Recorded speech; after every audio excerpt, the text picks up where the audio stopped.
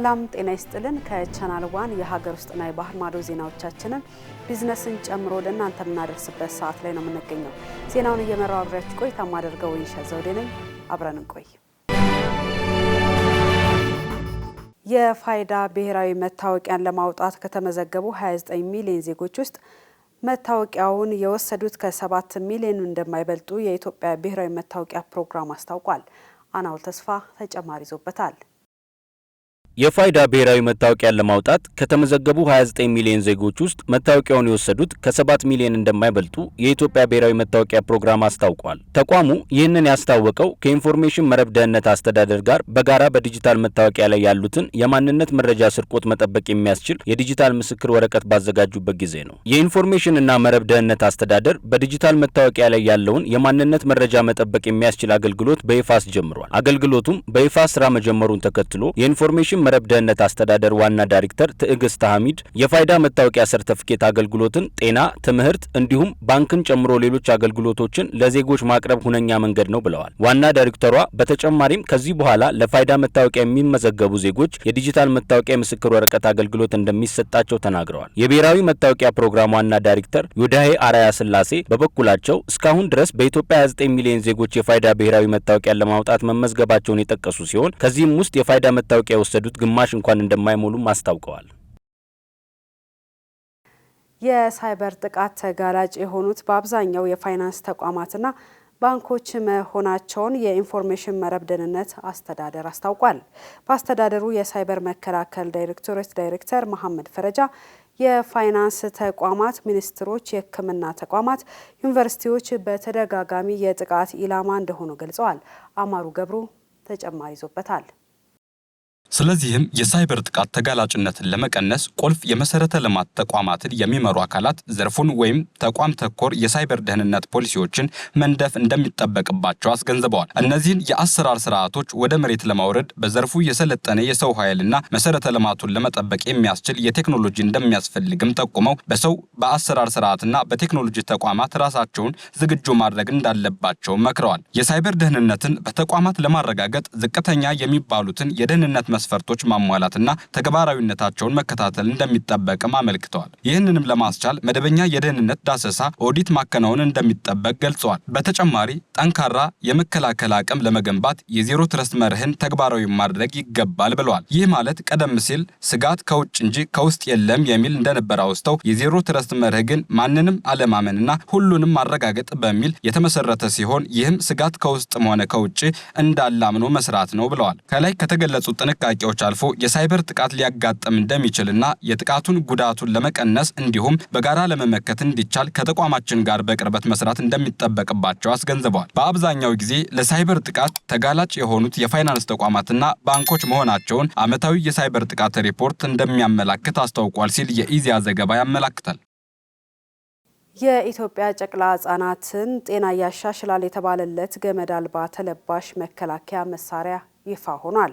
የአዲስ ለስላሳ ሁሉ አቀፍና የሚለበስ ፈጠራ በደረት ላይ የሚለጠፍ ሽፋንና በግንባር ላይ የሚለጠፍ የደም ኦክሲጅንና የልብ ምት መለኪያ ፐልስ ኦክሲሜትሪ ያካተተ ሲሆን መረጃዎችን በመቅጽበት ወደ ስማርትፎን መተግበሪያ ያስተላልፋል። የልብ ምት፣ ያተነፋፈስ ፍጥነት፣ የሰውነት ሙቀት፣ የደም ግፊት፣ ኤሌክትሮ ካርዲዮግራምና በደም ውስጥ ያለውን የኦክሲጅን መጠን የመሳሰሉ ጠቃሚ ክሊኒካዊ መለኪያዎችን ለክቶ ይመዘግባል።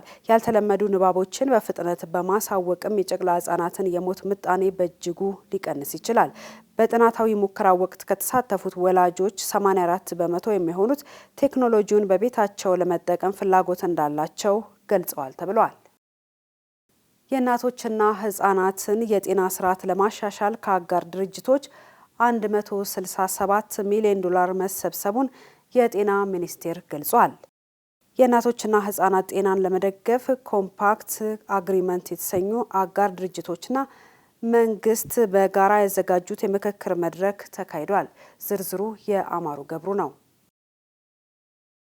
የጤና ሚኒስትር ዴኤታ ዶክተር ደረጀ ድጉማ በመድረኩ ላይ ባደረጉት ንግግር የሀብት ማሰባሰቡ ዋነኛ ዓላማ የእናቶችና ህጻናትን የጤና ስርዓት ጥራቱን ለማጠናከርና ግብዓት በበቂ ሁኔታ እንዲቀርብ ለማስቻል ነው። በዚህም ለሚቀጥሉት 3 ዓመታት ጥቅም ላይ የሚውል ከአጋር ድርጅቶች $167 ሚሊዮን ድጋፍ መደረጉን ገልጸዋል። ከኢትዮጵያ መንግስት በኩል ደግሞ ከዚህ ጋር የሚጣመር ተመሳሳይ ሀብት በየዓመቱ እየጨመረ እንደሚሄድ አስረድተዋል። ለዘርፉ እድገት ተጨማሪ ሀብት የማሰባሰብ ስራ ማከናወን እንደሚገባ ጠቁመው በየዓመቱ $140 ሚሊዮን እንደሚያስፈልግ አመልክተዋል። ይህም የእናቶችና ህጻናትን ጤና ለማስጠበቅ እንዲሁም በ2030 የእናቶችና ህጻናትን ሞት በሚፈለገው ደረጃ ለመቀነስ በእጅጉ እንደሚያግዝ አጽንኦት ሰጥተዋል። ሀብቱ ግብዓቶችን በበቂ ሁኔታ ገዝቶ ወደ ሀገር ውስጥ ለማስገባት ጤና ተቋማት ተደራሽ እንዲሆኑ እንዲሁም የጤና ባለሙያዎች የሚሰጡት አገልግሎት ጥራት እንዲኖረው ያስችላል። ድጋፉን እየሰጡ የሚገኙ የኮምፓክት ስምምነት 11 ደረጃና አጋር ድርጅቶች መሆናቸው በመርሃ ግብሩ ላይ ተመላክቷል።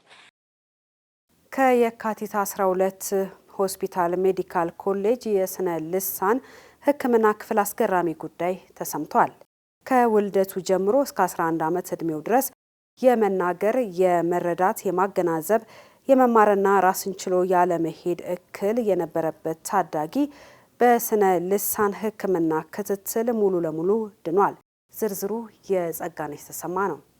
ከውልደት ወይም ከአፈጣጠር ጋር በተያያዘ ችግር፣ በአደጋ ምክንያት በተፈጠረ ችግር፣ በህመም ምክንያት እንዲሁም በስትሮክ ሳቢያ የስነ ልሳን ችግር እንደሚፈጠር ባለሙያዎች ይናገራሉ። ለእናትና አባቱ የመጀመሪያ ልጅ የሆነው የ11 ዓመቱ ታዳጊ ይስሐቅም የገጠመው ከውልደት ጋር በተያያዘ የሚፈጠር የስነ ልሳን ችግር ነበር። በዚህም ምክንያት መናገር፣ ነገሮችን መረዳት፣ ማገናዘብ ያለመቻል ችግሮች ይስተዋሉበታል። ከዚህም ባለፈ የመማር ክህሎትና ራስን ችሎ አለመሄድ እንዲሁም እኩዮቹ የገቡበት ትምህርት ቤት ገብቶ የመማር ችግርና ያለመረጋጋትም ተያይዞ የገጠመው ችግር ነበር። ወላጆች ከ2 ዓመቱ ጀምሮ መፍትሄ ይሆናል ብለው ያደረጓቸው ሙከራዎች ሁሉ ምንም ውጤት ሊያመጡ አልቻሉም። የልጅ አባት ሲናገሩ ያለፉት ዓመታት እጅግ ፈታኝና የስቃይ የሚባሉ ነበሩ። በሰዎች ጥቆማ አማካኝነት የስነ ልሳን ወይም ስፒች ቴራፒ ሕክምና በየካቲት 12 ሆስፒታል ሜዲካል ኮሌጅ እንደሚሰጥ የሰሙት አባት ሳይውሉ ሳያዱ ነበር ታዳጊ ልጃቸውን ይዘው የሄዱት። በሆስፒታሉ የስነ ልሳን ሕክምና ባለሙያ የሆኑት አካሉ አሰፋ የታዳጊውን ችግር በመረዳት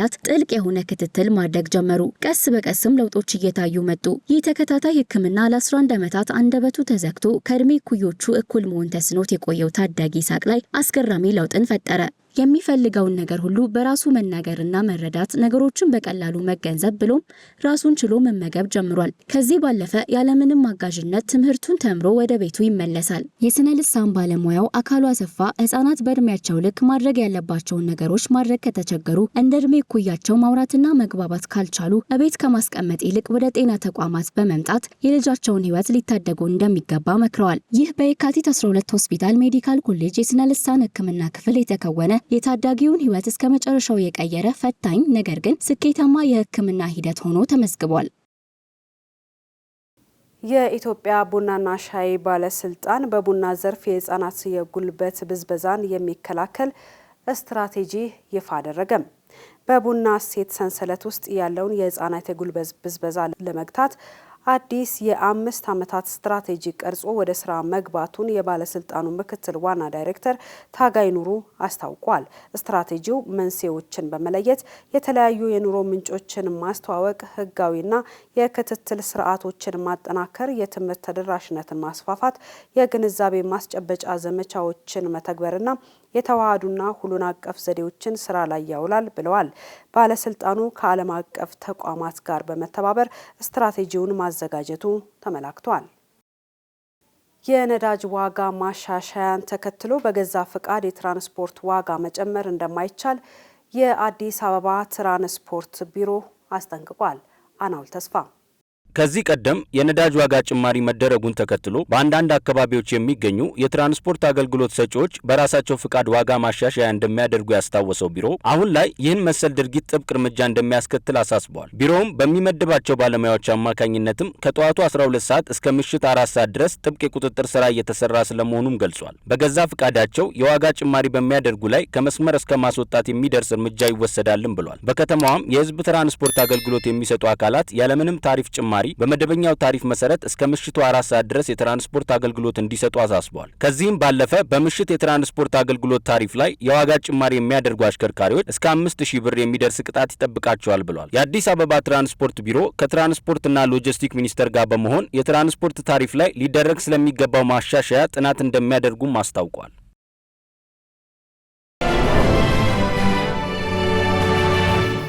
እየተከታተላችሁ ያላችሁት ከቻናል ዋን ወደ እናንተ የሚደርሰውን ዜናችንን ነው። አሁን ደግሞ ከውጭ ምንጭ የያዝናቸውን መረጃዎቻችንን ወደ እናንተ እናደርሳለን።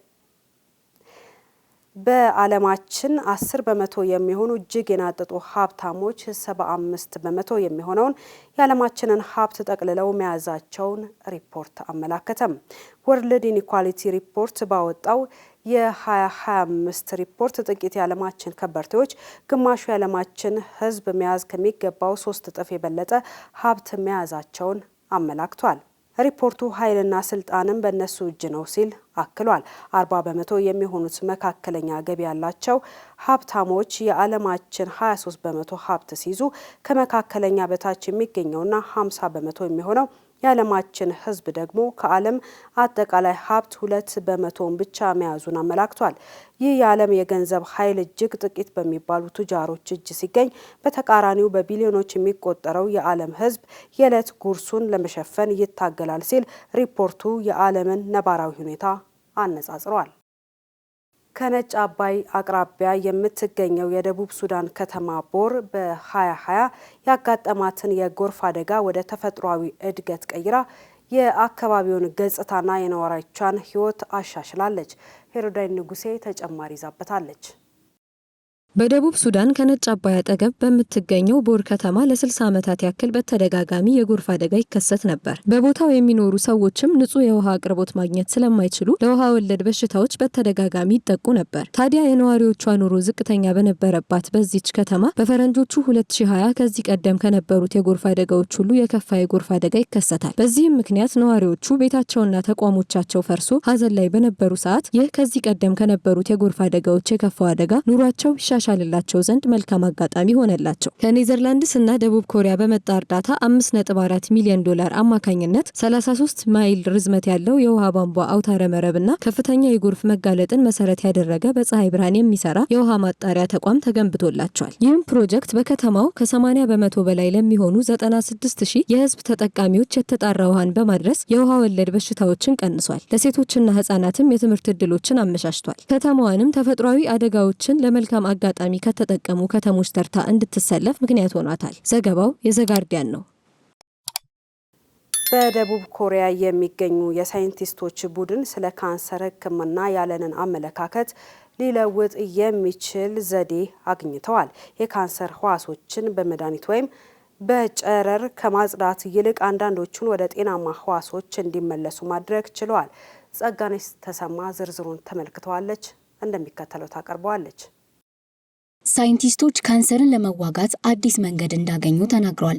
ይህም የሚሆነው የካንሰር ህዋሳትን በማጥፋት ሳይሆን ህዋሳቶቹን ወደ ጤናማ ህዋስ በመቀየር ነው። ለብዙ አስርት ዓመታት የካንሰር ህክምና በተለመደው አካሄድ ላይ ተመርኩዞ ነበር። የካንሰር ህዋሳትን በቀዶ ህክምና፣ በኪሞቴራፒ ወይም በጨረር ማጥፋት። ነገር ግን የደቡብ ኮሪያ ሳይንቲስቶች አዲስ ምርምር አድርገዋል። ይህም ካንሰርን ከማጥፋት ይልቅ ወደ ጤነኛ ህዋስ መቀየር፣ ጤነኛ ሴሎች እንዴት ወደ ነቀርሳነት እንደሚለወጡ ያጠኑ ሲሆን ሴሎች ሙሉ በሙሉ ያልታመሙበትን ደረጃ ለይተው አውቀዋል። ተመራማሪዎቹ የላቀ የኮምፒውተር ሞዴልን ተጠቅመው መደበኛ ሴሎች እንዴት እንደሚዳብሩ እንዲሁም እነዛ ሂደቶች በካንሰር ጊዜ እንዴት እንደሚበላሹ አረጋግጠዋል። በላቦራቶሪ ሙከራዎች ጊዜ የካንሰር ሴሎች ትልቁን አንጀት የሚሸፍኑ የኮለን ሴሎች መስራት በመጀመር ፈጣን እድገታቸው ቀንሷል። እንዲሁም ብዙዎች አደገኛ ባህሪያቸው በመጥፋት አስደናቂ ውጤት ሊገኝ ችሏል። የደቡብ ኮሪያ ተመራማሪዎች ይህን ያጠኑት በዓለም አቀፍ ደረጃ የተለመዱና ገዳይ ከሆኑ ካንሰሮች አንዱ በሆነው የአንጀት ካንሰር ላይ ትኩረት አድርገው ነው። ነገር ግን ይህ ውጤት ገና በላቦራቶሪ ሙከራና በእንስሳት ላይ የተሞከረ ሲሆን ውጤቱም ጥሩ እንደሆነ አስረድተዋል።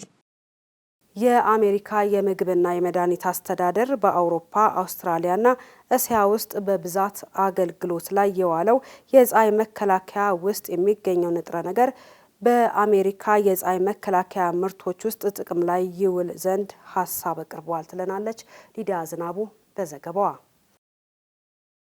በአዲሱ የአሜሪካ የምግብና መድኃኒት አስተዳደር ሐሳብ መሰረት ቤሞትራይዚኖል የተሰኘው ፀሐይን ለመከላከል የሚረዳ ንጥረ ነገር እስከ 6% በሚደርስ መጠን በአሜሪካ የፀሐይ መከላከያ ምርቶች ወይም ሰንስክሪን ውስጥ ሊካተት እንደሚችል ተገልጿል። የአሜሪካ የምግብና መድኃኒት አስተዳደር ኮሚሽነር የሆኑት ማርቲ ማካሪ ከአውሮፓ ህብረቱ ኮስሞቲክስን መሰረት ያደረገ ህግ በተቃራኒ የፀሐይ መከላከያ ምርቶችን እንደ መድኃኒት የማይታዘዙ አድርጎ ያቀረበውን የአሜሪካ የምግብና መድኃኒት አስተዳደር በዝግታ የተሞላ የማጽደቅ ሂደትን ተችተዋል። ባለሙያዎችም ንጥረ ነገሩ በአሁኑ ጊዜ ተቀባይነትን ካገኙ ብዙ ንጥረ ነገሮች የበለጠ የዩቪኤ እና ዩቪቢ ጨረሮችን ጠንካራ ጥበቃ ይሰጣል ሲሉ የገለጹ ሲሆን እርምጃው የተወሰደው በአሜሪካ ከፍተኛ የቆዳ ካንሰር በተመዘገበበትና በሚሊዮኖች የሚቆጠሩ ዜጎች በፀሐይ ምክንያት በሚመጡ የካንሰር አይነቶች ምክንያት ሕክምና በሚያደርጉበት ወቅት ነው። ዘገባው የቢቢሲ ነው። ለመሆኑ ውቅያኖስ ድምጽ እንዳለው ስንቶቻችን እናውቃለን? ተመራማሪዎች በኮቪድ ወረርሽኝ ምክንያት የተገደበው እንቅስቃሴ የውቅያኖስ ድምጽ ምን እንደሚመስል ለማወቅ እድል እንደፈጠረላቸው ተገልጿል። ሄሮዳይ ንጉሴ ተጨማሪ አላት። ለብዙ አስርት ዓመታት ሰዎች ከውቅያኖስ ስር ምንም አይነት ድምጽ እንደሌለና ጸጥ ያለ እንደሆነ ያስቡ ነበር። በ20ኛው ክፍለ ዘመን ግን ይህን ለመከታተል ሃይድሮፎን ወይም የውሃ ውስጥ ድምጽ ማጉያዎች ሲሰሩ ተመራማሪዎች የባህር ውስጥ ዝርያዎች ብዙ የተለያዩ ድምጾችን እንደሚያወጡ ተገንዝበዋል። ከፈረንጆቹ 2010 ጀምሮም ሳይንቲስቶች በባህር ዝርያዎች ላይ የሚፈጠረውን የድምጽ ተጽዕኖ ለመፈተሽ ለሙከራ ያክል ባህሮችን እንዴት ጸጥ ማስባል እንደሚችሉ ሲያስቡ ቆይተዋል። ታዲያ የኮቪድ ወረርሽኝ መምጣት በውሃ ላይ የሚደረጉ የንግድ መርከብ እንቅስቃሴዎችን መቀነስ ስለቻለና ከዚህ ቀደም የነበረው የድምጽ ብክለት ቆሞ በምትኩ የአሳ ዝማሬዎች ውቅያኖሱን እንደሞሉት ተመራማሪዎች አስተውለዋል። የሁሉም የባህር እንስሳት ድምጾች ሲደመሩ ይህ ኦርኬስትራ ይሆናል። ምክንያቱም በሺዎች የሚቆጠሩ የተለያዩ የሙዚቃ መሳሪያዎችን በአንድ ጊዜ ስለሚጫወቱ ያሉት በብሪስቶል ዩኒቨርሲቲ የባህር ስነ ህይወት ተመራማሪ የሆኑት ስቲቭ ሲምፕሰን ናቸው። እንደ ተመራማሪዎቹ ጥናት በውቅያኖሶች ውስጥ ካሉ 20 ሺህ የአሳ ዝርያዎች ውስጥ ከ2/3 በላይ የሚሆኑት ድምጽ ያመነጫሉ። አንዳንዶቹ አሳዎች የሚያመነጩት ድምጽም ከ210 ዴሲቤል በላይ ነው። ታዲያ ግን እንደ የመርከብ እንቅስቃሴ ባሉ ሰው ሰራሽ የድምጽ ብክለት ምክንያቶች በውቅያኖሶች ላይ የሚኖሩት አሳዎች በድምጾቻቸው ተግባብተው ከሻርኮች ንክሻ ራሳቸውን እንዳይጠብቁ እንቅፋት ሆኖባቸዋል። እንዲሁም በድምጽ ተግባብተው የሚያደርጉትን ጾታዊ ግንኙነትና የመኖ ፍለጋ ያስተጓጉልባቸዋል ሲሉ የውቅያኖሶች ድምጽ መበከል በውስጥ ለሚኖሩት እንስሳት ያለውን አሉታዊ ተጽዕኖ ተመራማሪዎች አብራርተዋል። ዘገባው የቢቢሲ ነው። አንዲት እናት ላይ ያለማቋረጥ ድካም፣ የፀጉር መርገፍና የማዞር ስሜት ያየባት ዶክተሯ በተደጋጋሚ እንደ እናት እየደከማት በመሆኑ እንጂ ሌላ እክል አለመሆኑን ይነግራታል። ይሁን እንጂ የደም ምርመራን ለማድረግ ገፍታ በመሄዷ የምርመራ ውጤቷ በተለምዶ ችላ የሚባለው የደም ማነስ ወይም የአይረን እጥረት ችግርን አሳይቷል። ሊዲያ ዝናቡ ተጨማሪ አላት።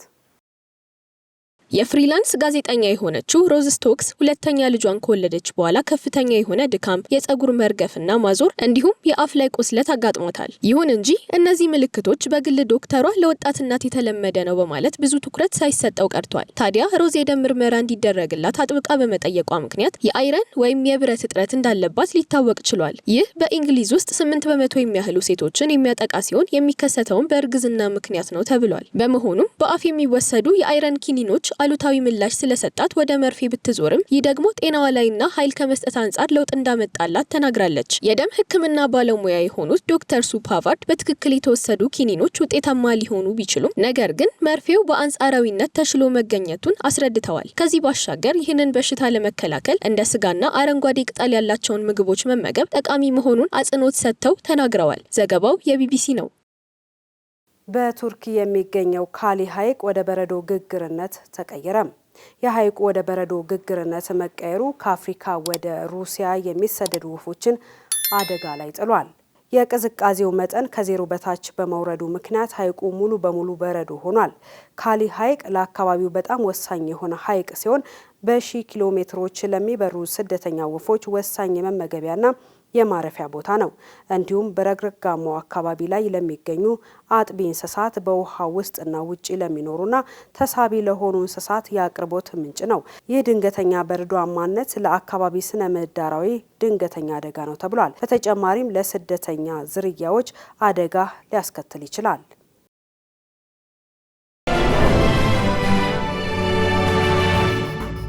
እየተከታተላችሁ ያላችሁት ቻናል ዋንን ነው። እየተከታተላችሁን ስለሆናችሁ እናመሰግናለን።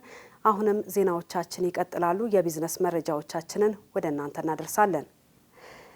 የኢትዮጵያ አየር መንገድ ከየካቲት ወር ጀምሮ ወደ ሳውዲ አረቢያ ጂዛን ከተማ ቀጥታ በረራ ሊጀምር ነው። አየር መንገዱ የቱሪዝም መዳረሻ ወደ ሆነችው ጂዛን ከተማ የሚጀምረው የመንገደኞች በረራ ለቱሪስቶችና ለንግድ ስራ አንቀሳቃሾች ጥሩ እድል የሚፈጥር ነው ተብሏል። ለዚህና ለሌሎች የቢዝነስ መረጃዎቻችን መሀሌት ደመላሽ። አየር መንገዱ የቱሪዝም መዳረሻ ወደ ሆነችው ጂዛን ከተማ የሚጀምረው የመንገደኞች በረራ ለቱሪስቶችና ለንግድ ስራ አንቀሳቃሾች ጥሩ እድል የሚፈጥር ነው ተብሏል። አየር መንገዱ ከአዲስ አበባ ወደ ሳውዲ አረቢያ የሚጀምረው 5ኛ የበረራ መዳረሻ በአፍሪካና በመካከለኛው ምስራቅ ሀገራት መካከል ያለውን የቱሪዝም የንግድና የህዝብ ለህዝብ ግንኙነት ለማጠናከር ያግዛል ተብሏል። በተጨማሪም በአሁኑ ሰዓት በሳውዲ አረቢያ ወደ ጅዳ፣ ሪያድ፣ ደማምና መዲና 4 መዳረሻዎች በሳምንት ውስጥ 40 የበረራ አገልግሎቶችን እየሰጠ ይገኛል።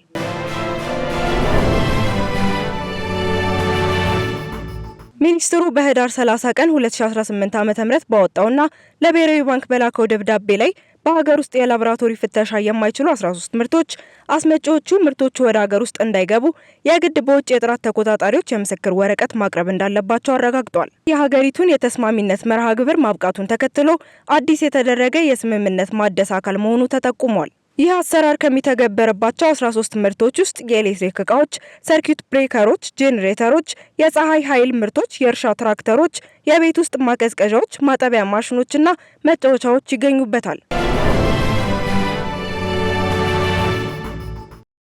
ህዳሴ ገበያ የገና ባዛር ከታህሳስ 4 እስከ ታህሳስ 28 ድረስ ለተከታታይ 25 ቀናት በኤግዚቢሽን ማዕከል እንደሚካሄድ ተገለጸ። በዘንድሮ የህዳሴ ገበያ ገና ባዛር ላይ ከ450 በላይ የሚሆኑ አገልግሎት ሰጪዎች የሚሳተፉ ሲሆን ከ10 በላይ ሀገራት የተውጣጡ አቅራቢዎች የተለያዩ ምርቶቻቸውን ይዘው እንደሚታደሙ የፕሮግራሙ አዘጋጆች ገልጸዋል።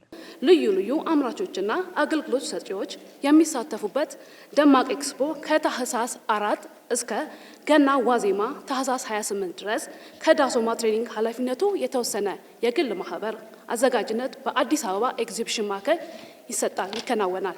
በዘንድሮ የህዳሴ ገና ባዛር ላይ በሀገሪቱ የሚገኙ የፋይናንስ ተቋማት፣ የሪል ስቴት አልሚዎች፣ የተሽከርካሪ አስመጪዎች እንዲሁም የተለያዩ ሸቀጣ ሸቀጥ አቅራቢዎች ለህብረተሰቡ በተመጣጣኝ ዋጋ ምርቶቻቸውንና አገልግሎታቸውን እንደሚያቀርቡ ተገልጿል። ባዛሩ ከታህሳስ 4 ቀን 2018 ዓ.ም ጀምሮ እስከ ገና ዋዜማ ለተከታታይ 25 ቀናት በኤግዚቢሽን ማዕከል የሚደረግ ሲሆን በባዛሩ መጠናቀቂያ ላይ ለእድለኛ ሸማቾች የመኪና ባለቤት የሚያደርግ አሰራር ከብሔራዊ ሎተሪ አስተዳደር ጋር እየተሰራ ይገኛል። የዕለቱ የመጨረሻው የቢዝነስ መረጃችን የአሜሪካ ቢትኮይን ዋጋ ማሽቆልቆልን ይመለከታል። ምናባዊው መገበያያ ገንዘብ የሆነው ቢትኮይን እየተገባደደ በሚገኘው የፈረንጆቹ ዓመት $200,000 በላይ በሆነ ዋጋ ይሸጣል ተብሎ ተስፋ ተጥሎበት የነበረ ቢሆንም እንደታሰበው ግን አልሆነም። ብሉምበርግ እንደዘገበው ቢትኮይን በትላንትናው ዕለት በነበረው ግብይት $90,000 በታች ተሽጧል። ይህም እስካሁን ከነበረው ግብይት የ2.5% ቅናሽ ያሳየ ነው ተብሏል። ቅናሹ አሜሪካ የወለድ ምጣኔ ላይ ቅናሽ ባደረገች በሰዓታት ውስጥ የተከሰተም ነው። ከቻናል ዋን ለሰዓቱ ያዝናቸው ዜናዎቻችን እነዚህን ይመስሉ ነበረ። ስለተከታተላችሁና አመሰግናለን። ዜናውን እየመራው አብሬያችሁ ቆይታ ያደረኩት ወይንሸት ዘውዴ ነኝ። ሌሎች ፕሮግራሞቻችን የሚቀጥሉ ነው የሚሆኑት። እንድትከታተሉ በአክብሮት እንጋብዛለን። መልካም ጊዜ ይሁንላችሁ።